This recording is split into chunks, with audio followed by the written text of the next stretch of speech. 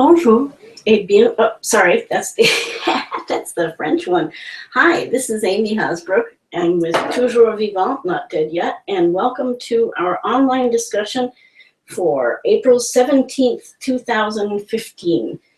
Usually Christian Debray is here, and perhaps he will show up, but in the meantime, I'm going to get started.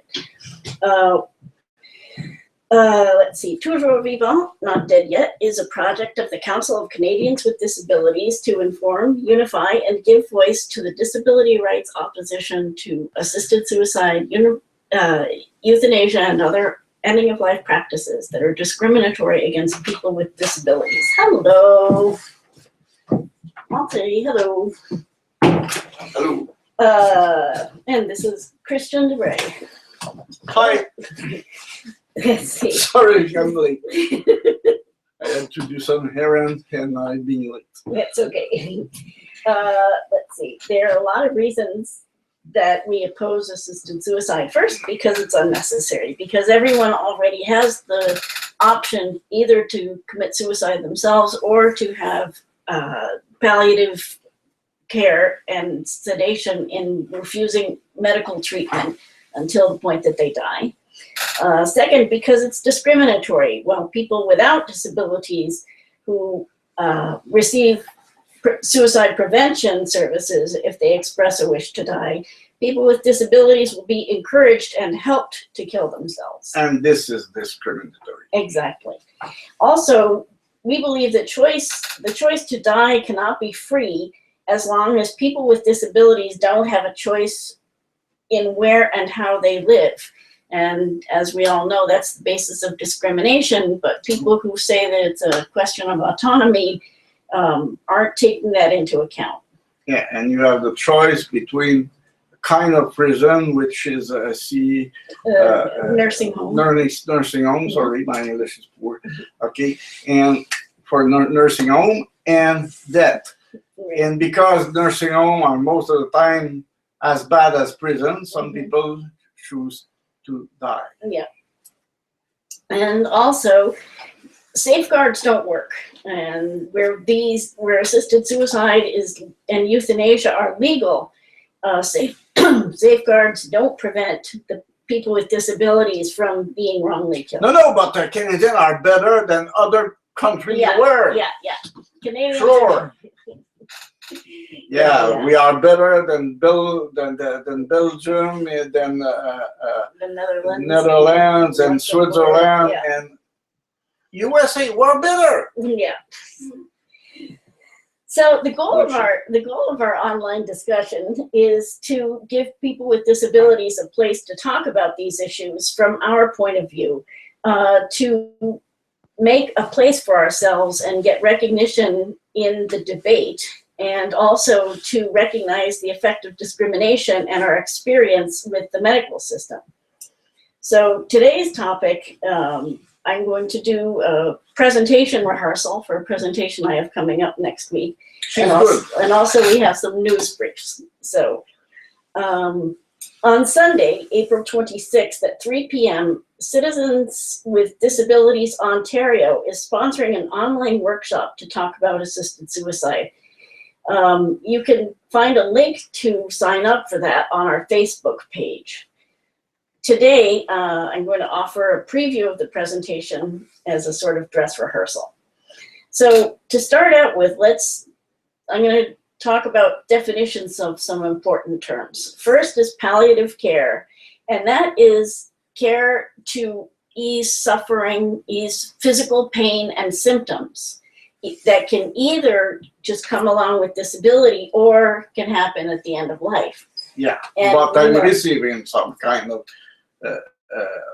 palliative care. Yeah. Why? Because I'm suffering from back pain, very severe back pain. Okay, and so I receive medication to diminish my suffering, but not to cure it. To cure me. Right. That's impossible. Right. Exactly. And another definition is palliative sedation, which is to put somebody to sleep to ease their suffering. And that isn't permanent. And the best example of that is when people are burned. Yeah. the heavy burning people receive palliative sedation, and they wake them up after, Right. not leave them die. Right, right. And that's an important distinction, and we'll talk about that when we get to what's happened in Quebec. Another definition that we need to talk about is refusing and withdrawing treatment. And refusing treatment is if somebody offers to give me a medical treatment of some kind and I say, no, I don't want that. And withdrawing treatment is if I'm already getting the treatment and I say, take it away. Don't touch me with that. And the legal idea behind that is that people have a right not to be touched. Yeah, and this is common for people suffering from cancer. When they are giving some very heavy medications, very painful, and they have no chance, some people choose to not receiving those heavy medications. Right. So that's a fair choice to do. And it's healthy to do that, but not to be killed by somebody else. Right, right. And that's certainly people's rights, and we'll talk about that more in a little bit. Do not resuscitate orders is the next term that needs to be defined. And these are orders that the medical team, the nurse or doctor, puts on your medical chart.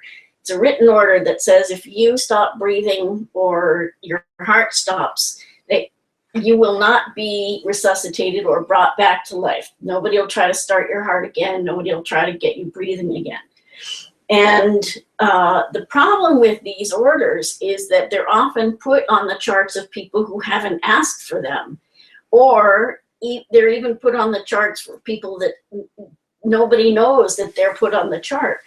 And this can happen to people even if they're in the hospital for something that isn't life-threatening. Yeah. So a friend of mine been in coma for many times since 2 years, and sometimes up to 20 days in a row.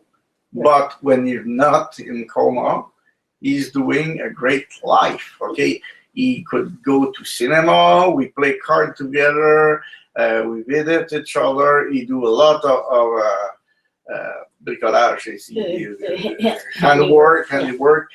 He like his life, and if he had put a do not resuscitate on his chart, I will never have a good friend as him.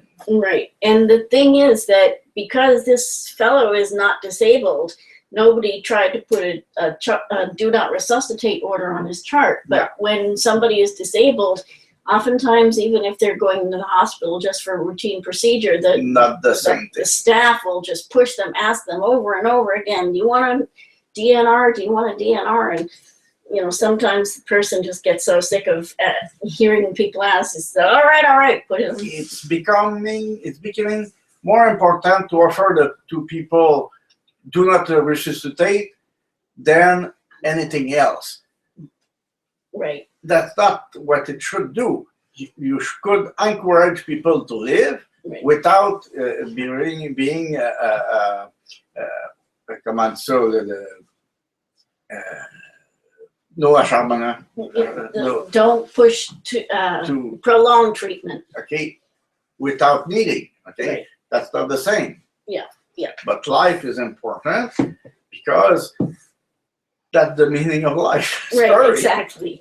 And you know, when doctors and medical people talk about end-of-life planning, they're basically saying sign a do not resuscitate order. So the next term is assisted suicide, and that is when a person or a doctor or a nurse gives you something that you can use to kill yourself. So whether it's a bottle of pills or a hypodermic needle that you can inject in yourself, or sets up a hypodermic needle that you press a button and the IV, something will go into the IV that will kill you. That is assisted suicide. That's not the same as euthanasia. Euthanasia is when the doctor or the nurse or the other person actually does that thing to you. So that there's a big difference, and unfortunately, people say, "Oh, there's not really any difference between those things." Yeah, and there is something to clarify. When a doctor gives a heavy dose of medication, and afterward, for relieving his pain, and afterward the patient died, the intention was to relieve his pain.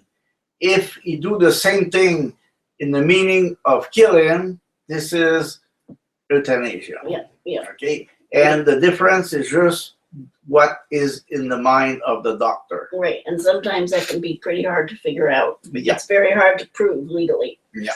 So, with all those terms as they are, now we have to deal with the euphemisms, and those are substitute terms that people use to make the idea behind them. There more is some acceptable. very nice. Right. So we have medical aid in dying, we have death with dignity. And another example is two of the major groups who are pushing this merged and went through a process where they changed their name. So we started out with the Hemlock Society and Compassion and Dying, but when they merged, they changed their name to Compassion and Choices. So they don't even have the word death in their name. Really nice, compassion and choices. Right, exactly. Very, very nice. But the intention is to kill people. Right, exactly. And that's nice. That's what they do.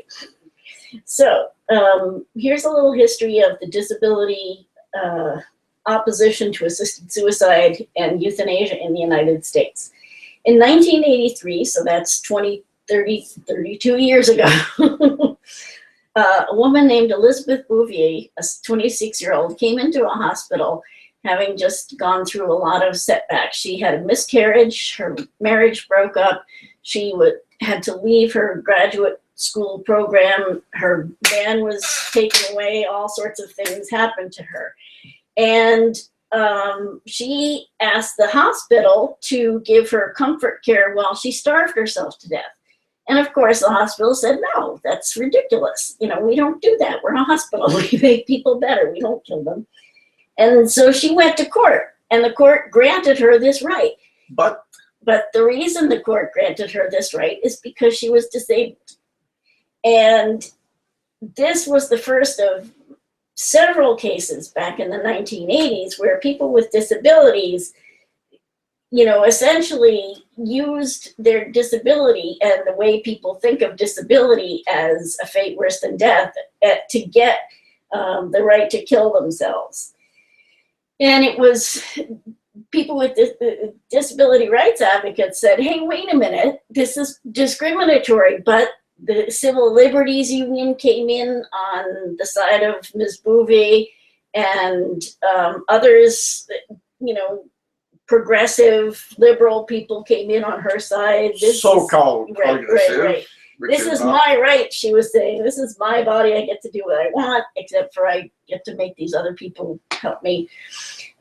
So she won that right. And then during the 80s, there were a series of people, quadriplegic men mostly, who used ventilators, who were in nursing homes and asked for and received the same right. So David Rivlin, Larry McAfee, and Kenneth Bergstadt were three of those. And Rivlin and Bergstadt died, but Larry McAfee, during that process, he was contacted by people from the Independent Living Center, and they helped him get his own apartment with attendance and state funding for that. And once he gets settled, he didn't want to die anymore. Doesn't want to die anymore, yeah. Right. So sometimes we call these the give me liberty or give me death cases. And so that was sort of the beginning of it. And then the stakes got a little higher. In the 1990s, Jack Kevorkian, he wasn't just refusing medical treatment, he was killing people. And of the 110 people... Only on the board. Right. Only. Only 100 people. Of the 110 people he killed, 70% of them did not have terminal illness. They had disabilities or disabling conditions, mysterious medical conditions that nobody could figure out what they had. And also, most of them were women. So Kevorkian runs around killing people. He goes to trial once, and he's acquitted. The second time he went to trial, there was a difference. And that difference is that people with disabilities were in the courtroom wearing t-shirts that said, not dead yet. Because they were saying, we don't want to die, we like our lives, and we don't think that, you know, somebody else should decide when we die. And in that trial, he was convicted of assisted suicide, and he ended up serving time. And it was at that point that the organization Not Dead Yet was born. So there are several reasons people give for asking for assisted suicide and euthanasia, and this is statistics according to, this is in rank of how common it is, and it's according to the Oregon reports. The first is that people have lost autonomy, and that's not more than 90% of people use that reason, say that that's the reason. 88% say it's because they can no longer do things that they enjoy. 75% say it because they have lost dignity, and 40% say because they feel like a burden, but only 24% say that it's because they have pain or they're afraid of being in pain. Only the fear. Right. Okay. For most of them, 2 over the 20 have pain. Right. 80% have just fear of pain. Right. Well, I have to clarify that, which is during the first couple of years of the Oregon program, the list of reasons was different, and one of the reasons was that the person had pain, and another reason was that the person was afraid of having pain. And in those first couple of years, the number of people who had pain was only at 2%, and that's the reason they gave. But in fact, so the people who are pushing assisted suicide got the state to combine those two categories so that the number would look higher. So now it's the pain, having pain or being afraid of having pain. At least they have a small reason to kill you. Right, exactly, exactly. But as you know, most people who push assisted suicide, that's the main reason they talk about it. Oh, we don't want people to suffer, blah, blah, blah. Well, but the reason, the loss of autonomy, not being able to do things that they enjoy, feeling like they've lost dignity, all those are about disability, and most of them are about the lack of supports that people have to live in the community and the lack of accessibility. And those are disability issues that we deal with every day. And those circumstances can be improved with better enforcement of disability rights. So that's part of our argument, is that we need to enforce disability rights and remove the reasons for people's requests. So we've already gone over some of the arguments, which we talked about at the beginning, that it's discriminatory, that choice is an illusion if you don't have control of where and how you live, that it's unnecessary because you can either kill yourself or refuse medical treatment, and that safeguards don't work. In Canada, after the decision at the first level of the Carter case, which we'll talk about a little later, based on the judge's ruling, everyone in the media was saying there's no slippery slope, there's no problem in other jurisdictions. The only problem is that the studies on that disagree. And the reason is that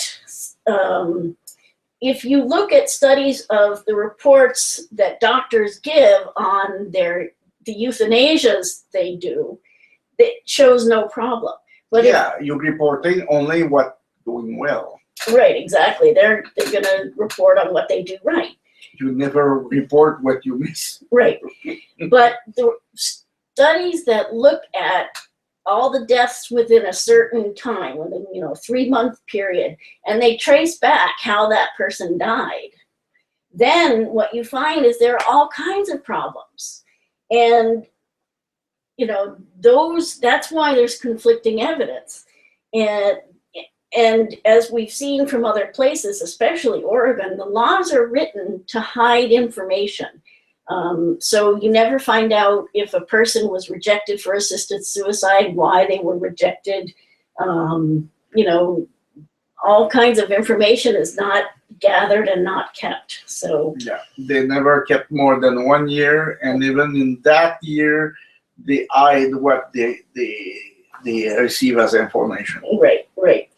And also, you know, one of the problems, the reason safeguards don't work is everybody thinks that there won't be any problems because, you know, their group, whether it's Canadians or Belgians or whoever, they're not going to do that. It won't happen. No. We are better than them. Right, exactly. Yeah, be sure we are better. Right.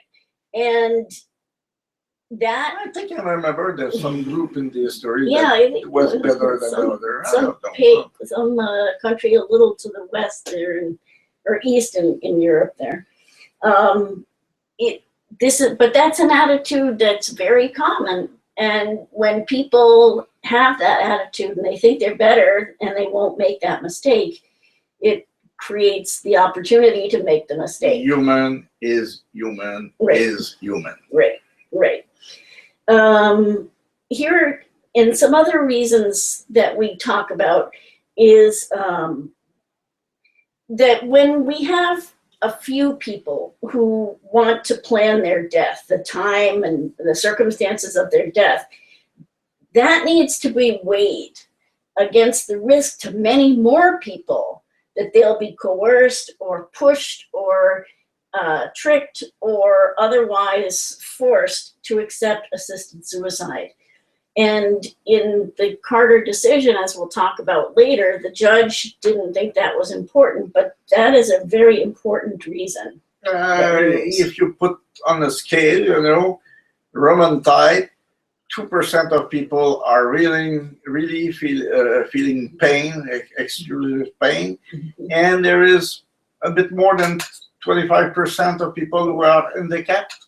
No, it's 15%. Officially 15%, but I read something somewhere that it could go up to 37%, something like that. But whatever. With the aging of the population. Let's say 20% to be true. 10 times, and it's not important. 10 times higher is not important. Don't look at it. Please don't look at it. Right. Don't look behind the curtain. The other things that we often say is that people with disabilities don't need to die to have dignity. We already have dignity.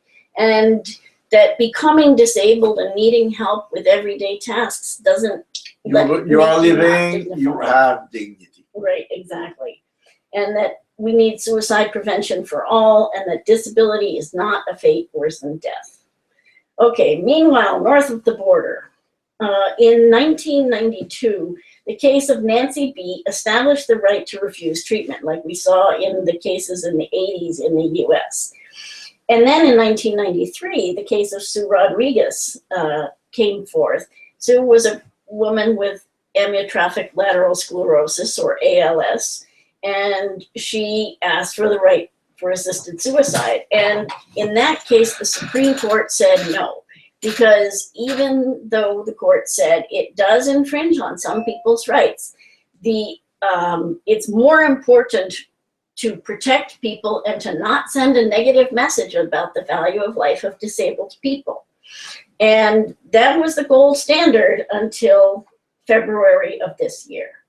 So in the meantime, people pushed legislation, and there were 12 bills that were pushed in Parliament that would have allowed assisted suicide, and none of them went anywhere until in 2010, Bill 3C-84 went all the way to Parliament, but it was defeated by a vote of 226 to 59, which is a big bipartisan vote.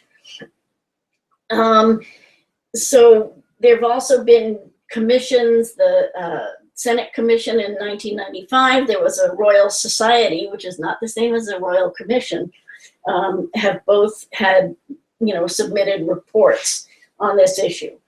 And last year, Stephen Fletcher, a conservative, submitted a couple of bills that would legalize assisted suicide, but they were not picked up by the conservative government. So in 2009, the Quebec National Assembly struck a commission on dying with dignity. We was there. Yeah, and that gives you an idea of what their agenda was. This commission, their idea was to gather information from people. And so they had hearings and got testimony.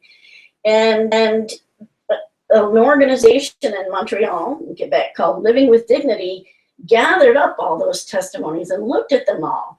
And what they found is that 59% of the people who testified or spoke or submitted written testimonies were against assisted suicide and euthanasia. But the government, what the government said? Right. However, in 2012, when the commission made its recommendations, it recommended both palliative care and medical aid in dying. And they said that the hearing was in a majority in favor of medical aid in dying. Right. Which is not true. They said, there's a consensus in Quebec that people want assisted suicide. I don't know if a consensus is 41%. Right. I don't think so. Right. If it's there, Quebec is independent, but because we know the first referendum was losing 41 against 59, exactly the same number. Right, exactly. So, in January of 2013, a legal panel set up to look at this question came out with its decision and said, if Quebec calls medical aid in dying a medical service, then it won't violate the federal law. Curveball. Yeah, exactly. So in June of 2013, Quebec introduced Bill 52, which would allow euthanasia, and at the time it was terminal palliative sedation, but it didn't define medical aid in dying, and it didn't, the eligibility criteria were very unclear. So by the time the bill passed in June of last year, 2014, the terminal palliative sedation was changed to continuous palliative sedation, which is essentially the same thing. The result is the same. Right. You're dead. Right. Only once in the law is the word death used, and it's a very limited place, and there's no other description aside from one little definition, and the eligibility criteria that the person has to be at the end of life is not defined at all, so that it could apply to any person with a disability. So, a little after the Quebec Commission started, a case was brought in the British Columbia court by a woman, 3 people, one of whom was Gloria Taylor.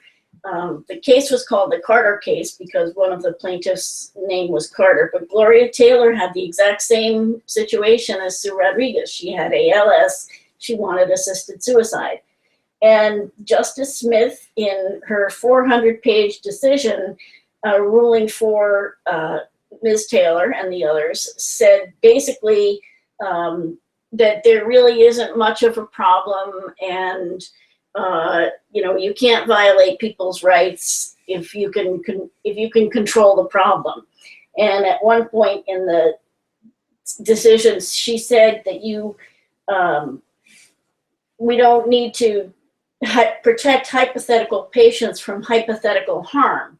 And that attitude of being so dismissive of the concerns of people with disabilities is sort of a summary of her attitude through the whole decision. So don't take any insurance for your car because it's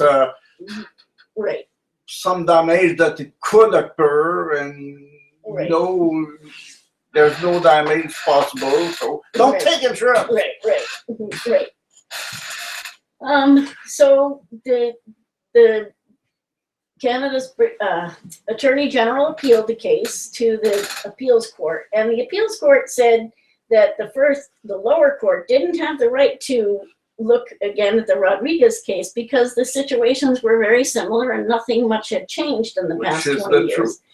And so they didn't have the right to examine the case. But when it was appealed to the Supreme Court disagreed and essentially went back to the first decision.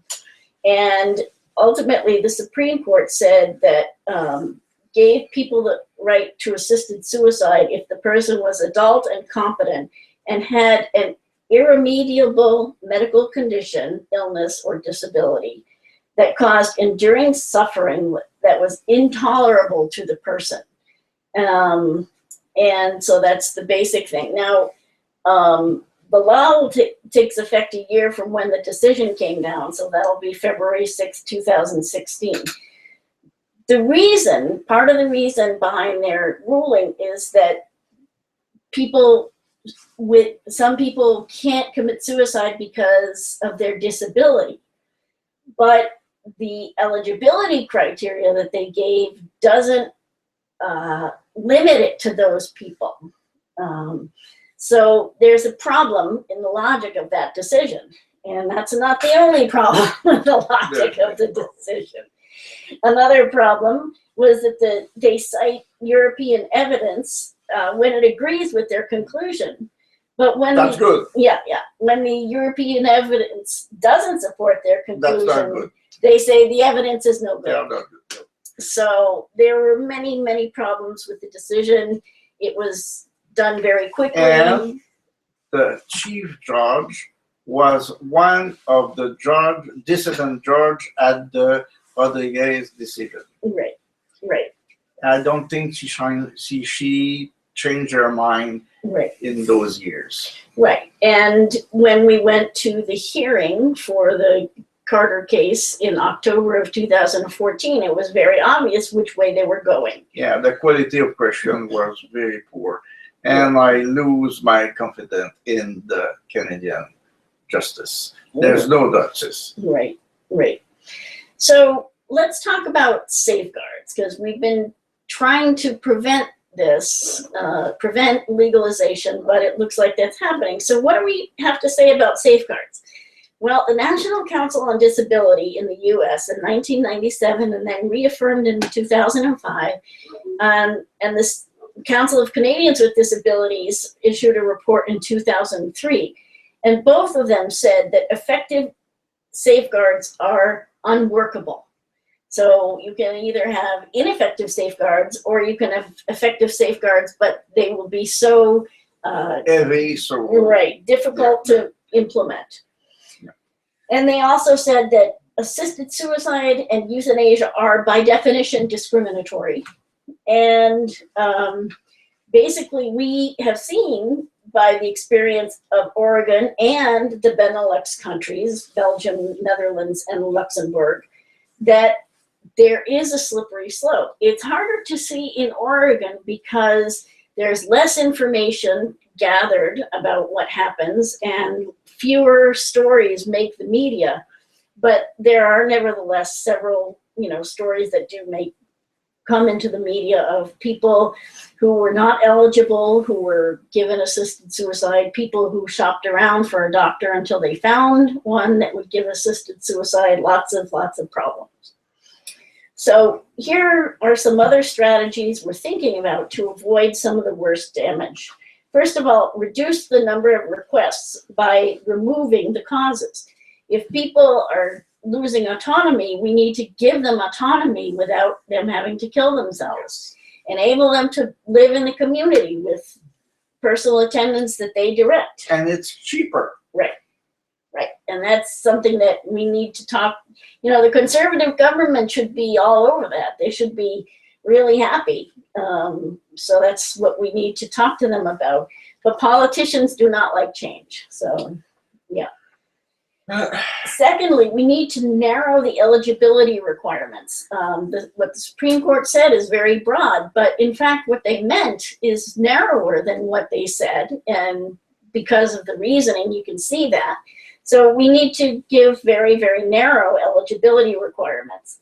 And the third thing is we need to create a process that the person has to go through to get this that's very detailed. So that would include a detailed medical evaluation that includes a psychiatric evaluation.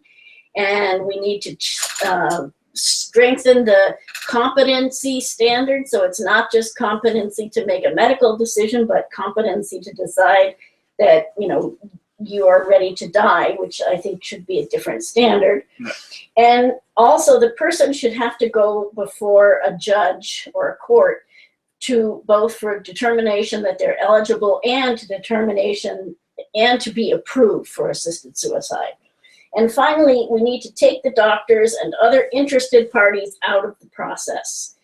Doctors shouldn't be making this decision, and also we need to make sure that friends and family. I doesn't wish to have a doctor who practices euthanasia Right. for aid of dying. I'm afraid to have one of those kind of doctor. Right. And you said you've already talked to her. Yes, and I told to my doctor, if you will practice that, I will ask to change of doctor. Yeah. Yeah.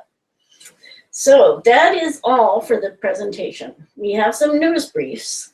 And the first one is about bills allowing assisted suicide in the US. And there was bills in Nevada and Connecticut were both defeated. In Connecticut, the bill didn't have the support for a vote in the Judiciary Committee. And in a similar vein, the chair of the Health and Social Services Committee in Nevada decided not to look at the assisted suicide bill that was filed this year. So that's being put off. And that's always good news. However, a bill to legalize assisted suicide was filed in North Carolina this week. So put out one fire, another one lights up. The next item is black market baths. Oh, this one is good. Yeah. This week, we learned of a common practice in long-term care facilities or nursing homes in Quebec, where residents pay attendants under the table for a second bath each week. According to articles, the Minister of Health and Social Services was warned about the practice in 2011, but the ministry didn't do anything about it.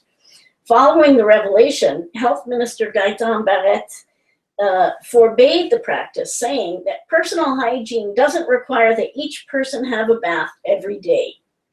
However, he didn't address the actual problem that the demand for 2 baths per week expresses the will of the residents. So, and in fact, in my opinion, when he says, you know, people don't need a bath every day, he's mocking the people who are asking for better care. That's what's in it. Right.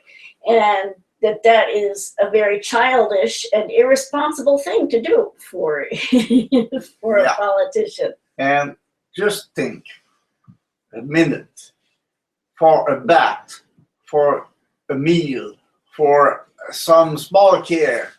There is a lot of trouble in those elderly houses. Yeah. What will happen with the right to kill people? Right. Right. Think a minute, please. Yes. Yeah. If somebody has to beg to get a bath or pay to get a bath, you know, that kind of disrespect, as shown by Minister Barrett, that kind of disrespect shows itself in the desire to have assisted suicide laws. So there you go. Okay, so to contact us, there are lots of ways to do it. First, you can send us an email at info@tv-ndy.ca. You can follow me on Twitter at TVNDY. You can go to our website, tvndy.ca, or go to facebook.com/toujours vivant, not dead yet. If you want to participate, send me an email with your email address, and I will send you the link so you can join right along. Also, I put out the link every week on our Facebook page before we go on the air. Finally, to watch our videos from September 2013 to the present, you can do a Google search for euthanasia and disability, and that should lead you to my YouTube channel. And there are all the videos from 2013 on.